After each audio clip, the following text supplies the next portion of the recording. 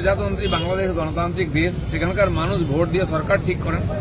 পছন্দ না হলে তারা আন্দোলন করেন, আমরাও করি। তা সরকার বদল করার অধিকার দায়িত্ব তাদের আছে, সেটা চলছে তাদের আন্তরিক ব্যাপার। কিন্তু যেহেতু আমাদের পড়শি দেশ, ওখানে রাজনীতিক যদি অস্থিরতা হয় আমাদের উপর তার ছাপ পড়ে। বিশেষ করে গত 50-60 বছরের বা স্বাধীনতার পর থেকে 75 বছর দেখি আমরা, ইতিহাস বলছে বাংলাদেশে যে কোনো বিষয় নিয়ে আন্দোলন হোক, অশান্তি হোক, প্রথম ওখানকার সংখ্যালঘু হিন্দুদের উপরে আঘাত আসে। তাদের জমি বাড়ি সম্পত্তি, তাদের মা বোনের সম্মান নিয়ে টানাটানি হয়। এবারেও শুরু হয়ে গেছে, এবারে ব্যতিক্রম হয়নি। হিন্দু মন্দির ভাঙা হচ্ছে, মহিলাদের অত্যাচার করা হচ্ছে, হিন্দু নেতাকে হত্যা করা হয়েছে, হিন্দু সম্পত্তি নষ্ট করা হচ্ছে। আমরা আশা করব ওখানকার সেনা হাতে ক্ষমতা নিয়েছে, তারা আইন শৃঙ্খলা রক্ষা করবেন। ওখানকার হিন্দু সমাজ ভয়ের মধ্যে আছে। আমার সঙ্গে বহু লোকের কথা হয়েছে, যারা পরিচিত আসেন, তারা ঘর বাড়ি বন্ধ করে আছেন, কিন্তু কখন কি হবে কেউ জানে না। আমি আশা করব ওখানকার হিন্দুরা যারা ওই দেশের স্বাধীনতার জন্য তাদের পূর্বপুরুষ প্রাণ দিয়েছেন, বাংলার স্বাধীনতার জন্য লড়াই করেছেন, প্রাণ দিয়েছেন, জয় বাংলা স্লোগান দিয়ে ঝাঁপিয়েছেন, তারা তাদের অধিকার নিয়ে নিজের পূর্বপুরুষের জমিতে নিজের দেশে থাকবেন, সেই ব্যবস্থা ওখানকার সরকার করবে। আমরা সতর্ক আছি, নজর রাখছি যাতে ওখানকার হিন্দুদের উপরে যে অত্যাচার হয় এখানেও প্রতিক্রিয়া হওয়ার সম্ভাবনা আছে।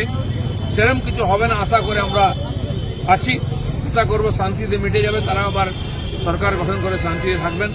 কিন্তু মজার ব্যাপার, ওখানে ছাত্র আন্দোলন শুরু হতেই এখানকার যে পার্টিগুলো স্টেটমেন্ট দিয়েছিল, মমতা ব্যানার্জি প্রথমেই বলেছিলেন যদি চলে আসেন আমরা জায়গা দেবো। আজ উনি কি বলছেন? কেউ কিচ্ছু বলবেন না। বিশেষ করে বিজেপির লোকেরা কিছু না বলেন। আপনার পৈতৃক অধিকার আছে, গণতন্ত্রটা আপনার একার জন্য, আপনি সবকিছু বলতে পারেন মুখে যা আসে। আমরা বলতে পারি না? এখানে কি এক পার্টি গণতন্ত্র চলছে? যে কমিউনিস্ট পার্টি সিপিএম এর লোকেরা ছাত্র আন্দোলনকে সাপোর্ট করে কথা বলছিল, তারাও বলছে ওই ব্যাপারে কিছু বলা চলবে না। কারণ আপনার রাজনীতির রুটি সেঁকে নেবেন, আর হিন্দু সমাজ যখন মার খাবে তখন মুখ বন্ধ।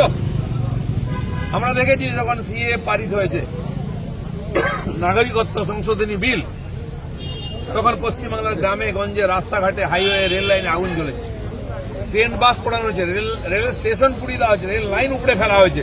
মমতা ব্যানার্জি চুপ ছিলেন, কারণ তার ভোটাররা, তার নেতারা, সেই রোহিঙ্গারা, অনুপ্রবেশকারীরা এখানে লুঙ্গি পরে দাপিয়ে বেরিয়েছে, খুন খারাপি করেছে, আগুন জ্বালিয়েছে। তখন তিনি চুপ ছিলেন। 3 দিন আগুন জ্বলেছে, তখন মন্দির পোড়ানো হয়েছে, বিজেপির অফিস পোড়ানো হয়েছে, আর রাস্তাঘাটে লোককে মারপিট ও সম্পত্তি নষ্ট করা হয়েছে 600 কোটি টাকা। কিছু বলেন। আমরা চাইব তিনি তার এই রাজ্যের সীমাকে সুরক্ষিত করুন পুলিশকে দিয়ে, কেবল বিএসএফ এর উপর ছেড়ে দিয়ে কাটমানি নিয়ে অনুপ্রবেশকারী ঢোকাবেন, গরু পাচার করবেন, সোনা পাচার করবেন, সেগুলো বন্ধ হওয়ার দরকার আছে। তাহলে এখানকার হিন্দু সমাজও তার রিয়েকশন দেবে। ঘরপোড়া গরু সিঁদুরে মেঘ দেখলে ভয় পায়। কারণ কি আমরা 75 বছর ধরে দেখছি ওখানকার হিন্দু সমাজ কিরকম মার খেয়ে আছে, আর যখন উপায় থাকে না তার ভিটে মাটি ছেড়ে পালিয়ে আসেন এখানে সর্বস্ব হারিয়ে। সেই ভয় থেকে সবাই বলতে আরম্ভ করেছেন আবার সেই পরিস্থিতি হবে কিনা, আবার উদ্বাস্তুর ঢল আসবে কিনা। কিন্তু আমরাও সতর্ক আছি। ভারতবর্ষ সরকার পাল্টেছে, আমাদের সরকারও যথেষ্ট শক্তিশালী। আজকে সারা দুনিয়াতে আমাদের কথা শোনে লোকেরা। যদি বাংলাদেশে অত্যাচার অনিবার হয়, আমি একসময় কলকাতাতে মিছিল বার করেছিলাম ওখানে হিন্দু সমাজের রক্ষার জন্য। বলেছিলাম আমরা সমঝোতা এক্সপ্রেস বন্ধ করে দেবো, আর মৈত্রী এক্সপ্রেস বন্ধ করে দেবো। কারণ এখান থেকে চাল, ডাল, তেল, নুন, কাপড়, সার, গয়না, গরু না গেলে ওখানকার জীবন চলে না। সব নেওয়ার পরে ওখানকার হিন্দু সমাজ যারা পূর্বপুরুষ থেকে ওই দেশের স্বাধীনতার জন্য লড়াই করেছেন, তাদের উপর অত্যাচার করা নিরীহ হিন্দুদের উপরে, এই ফ্যাশনটা বন্ধ হওয়ার দরকার আছে। আমরা নজর রেখেছি।